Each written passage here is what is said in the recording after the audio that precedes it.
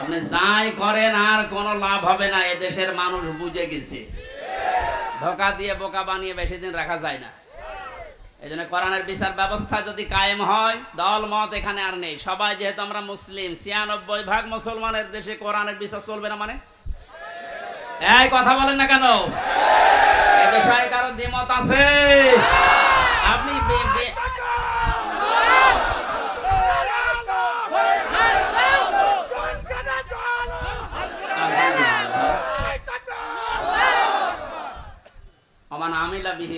যারা কোরআন দিয়ে আমল করবে, কিয়ামতে আল্লাহ নিজে তাদেরকে পুরস্কার দান করবে। আল্লাহ রাব্বুল আলামিন কোরআনের আমল করার মাধ্যমে পুরস্কার যেন আমাদেরকে দান করে। দুঃখজনক হলো সত্য, 500 আমল আছে কোরআনের। কয়টা? এই দেশে এখন একটাও নেই। সামনে আস্তে আস্তে আমরা 500টা আমলই চালু করব কোরআন দিয়ে ইনশাআল্লাহ। আমান দাআ ইলাইহি হাদা।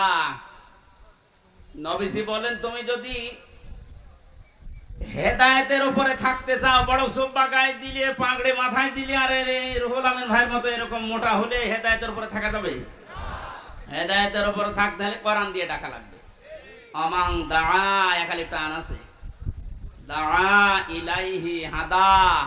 কেউ যদি হেদায়েতের উপরে থাকতে চায়, সে যেন মানুষকে কি দিয়ে ডাক দেয়?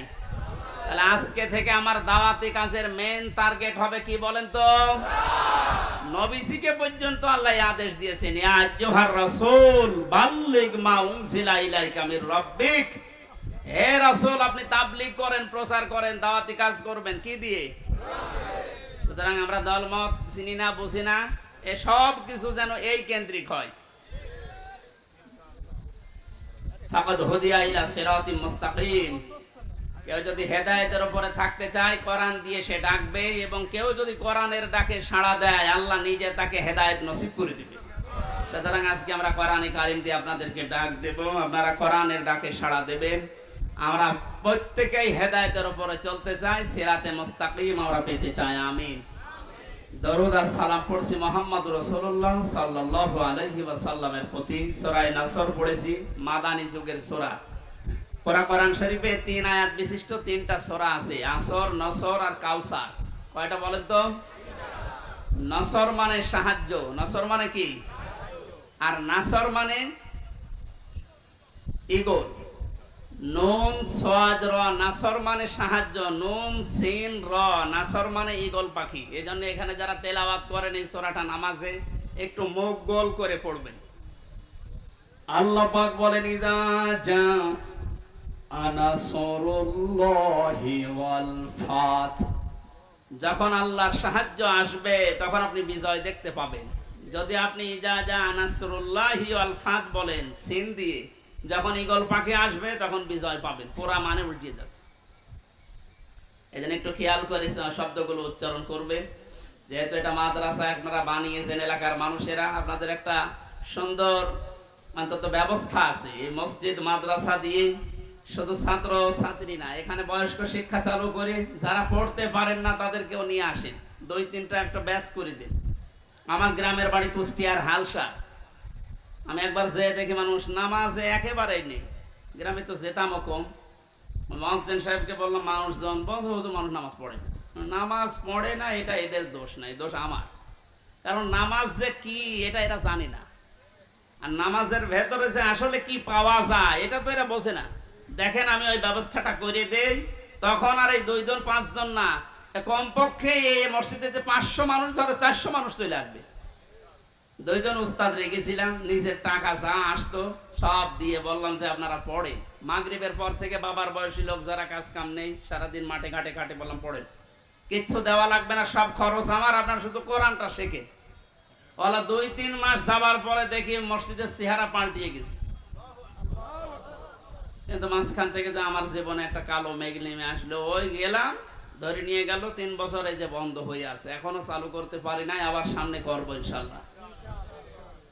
আমি দেখেছিলাম মাত্র 2-2.5 মাসের ব্যবধানে কত মানুষ এই যে নামাজে, তখন তাদেরকে পিটিয়েও আপনি দূর করতে পারবেন না। সুতরাং এখানে মাদ্রাসা মসজিদ বানিয়েছে বয়স্কদের জন্য, মাগরিব থেকে এশা, এশা থেকে আরো রাত 9টা-10টা পর্যন্ত কোরআন কেন্দ্রিক আসেন সবাই, দলমত নির্বিশেষে। তখন আপনাকে কোরআনে কারিম নিজেই হেদায়েত দিয়ে পথ দেখিয়ে দেবে।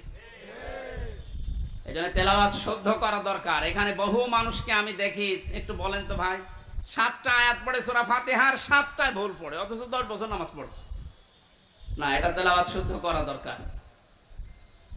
আল্লাহ পাক জানিয়েছেন ইযা জাআ নাসরুল্লাহি ওয়াল ফাত, যখন আসবে আল্লাহর সাহায্য তখন আপনি বিজয় দেখতে পাবেন। এতদিন পর্যন্ত আমরা আল্লাহর সাহায্য কি এটা পাইনি, এজন্য বিজয়ও পাইনি। বদরের ময়দানে বিশ্বনবী মাত্র 80 জন মানুষ নিয়ে গিয়েছিলেন, না 313 জন, আর ওদের ছিল 1000 এর উপরে। আল্লাহর পক্ষ থেকে আল্লাহ সাহায্য পাঠিয়েছিলেন, এই জন্য মহান আল্লাহ ওই সময় তাদেরকে বিজয় কি দেখিয়েছিলেন। আবু জেহেলের মতো এত বড় লিডারকে আল্লাহ ওই দিন দুনিয়া থেকে লাঞ্ছিত অবস্থায় বিদায় দিয়েছেন। যোগে যোগে শুধু বদরের ময়দান না, কিয়ামত পর্যন্ত এরকম বদরের ময়দান কায়েম হতে থাকবে। বড় বড় কাফের যারা, বড় বড় মুশরিক যারা, আল্লাহ দ্রোহী যারা, তাদেরকে আল্লাহ বিদায় করবেন যদি আল্লাহর সাহায্য এসে থাকে। আমাদের দেশেও কম ছিল না, বহু মানুষকে আমরা দেখেছিলাম অহংকারে পা মাটিতে পড়তো না। আল্লাহ রাব্বুল আলামিন এই মানুষগুলোকে বিদায় করে দিয়ে তার সাহায্য পাঠিয়ে একটা বিজয় আমাদেরকে যে দেখালেন, বিজয় পাওয়ার পরে যে দৃশ্যটা, এটা এখন আবহমান জারি আছে, যেটা আমি আমার চোখে দেখতে পাচ্ছি আয়াত অনুযায়ী। দেখেন তো মেলে কিনা। ওয়ারাআইতান নাসা ইয়াদখুলুনা ফি দীনিল্লাহি আফওয়াজা।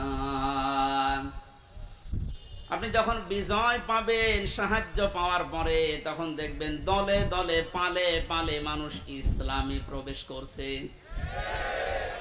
বাংলাদেশের এই 64 জেলার দিকে তাকালে, শুধু ইন্টারনেটের দিকে একটু চোখ বোলান, দেখেনি আয়াতটা এখন কার্যকর হওয়া অলরেডি শুরু হয়ে গেছে।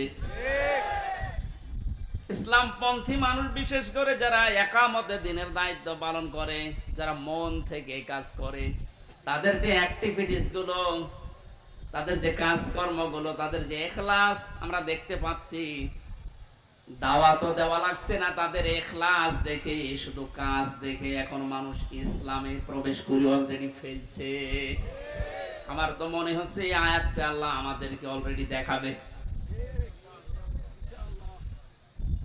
সূরা কাসাস থেকে একটা আয়াত কালকে আমি পড়ছিলাম, অনুরিদু আন্না মুন্না আলাল্লাযীনা ইসতুযইফু ফিল আরদি ওয়া নাজআলাহুম আইম্মাতাও ওয়া নাজআলাহুমুল ওয়ারিসিন।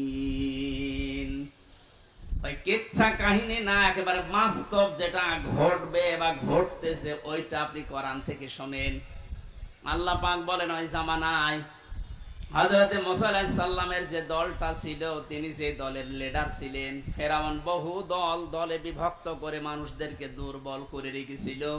শুধু একটা দলকে সে টার্গেট বেশি নিয়েছিল, সেটা মুসা নবীর দল।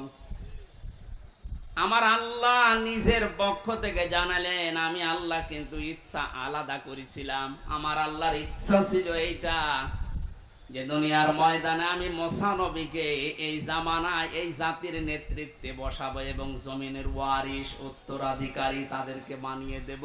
আমি তাই করেছিলাম। ইয়াটা এখন বাস্তব আমার মনে হচ্ছে, আমার চোখে ভাসতেছে। আল্লাহ, তুমি সূরা কাসাসের 5 নাম্বার আয়াতটা আমাদেরকে দেখাও। স্বৈরাচার নব্য ফেরাউন এই পৃথিবীতে বহু দল ছিল এদেশে, সব দলকে টার্গেট না করে শুধুমাত্র কোরআনে কারীম এই পৃথিবীতে যেন বিদায় নেয়, কোরআনের লোকগুলো যেন এই দুনিয়াতে আসতে না পারে, এই কাজ করার জন্য যারা চেষ্টা চালিয়েছিল, আল্লাহ তাদেরকেই যেন জাতির ইমাম আজ দিনের পর দিন বানিয়ে দিচ্ছে। তাদেরকে ওয়ারিস বানাচ্ছে, জমিনের উত্তরাধিকারী বানিয়ে দিচ্ছে। আমরা আবার দোয়া করছি, আল্লাহ তুমি আয়াতটা আমাদেরকে সর্বচোখে দেখাও। অনুরিদু আন্না মুন্না আলাল্লাযীনা ইসতুযইফু ফিল আরদ ইলা আখির আয়াত।